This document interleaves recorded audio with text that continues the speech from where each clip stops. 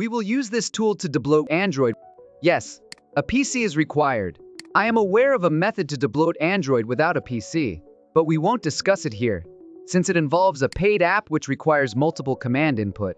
For now, this ADB tool is stable, simple, and free.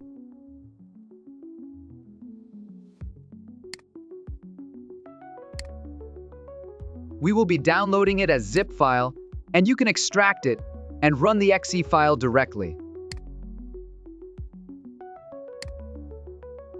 Before we start, I want to show you about this tool, which is an open source alternative. We are not using this because this hasn't been updated and it's not stable. Still, you can look into this if you want an open source tool.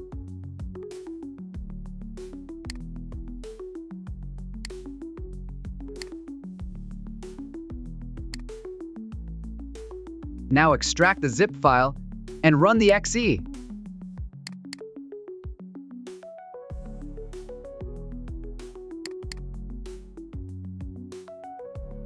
Here, you can connect Android devices wirelessly, but it's only compatible with Android 11 and above. We will demonstrate the wired method as it covers a broader range of devices. Now enable USB debugging on mobile. Just search for About Phone in the Android settings and locate the build number. Tap on it several times until you see a notification that developer option is enabled. After this, search for developer options in the settings and enable USB debugging.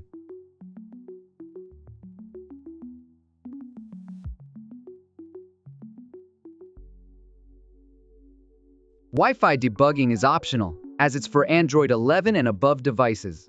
Here you can click on pairing code and click on pair icon just below Wi-Fi icon and match the IP and port.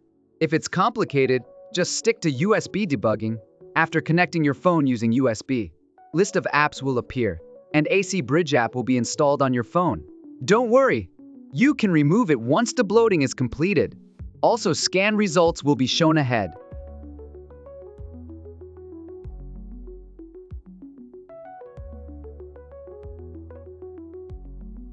Now scroll down and select app you want to disable or uninstall. I recommend disabling app first and checking if things are working fine or not. Then try to uninstall it if you really need extra space, because disabling app is a safer option. But you can try both if one fails. Here are the scan results of ADB App Control Tool and AC Bridge app.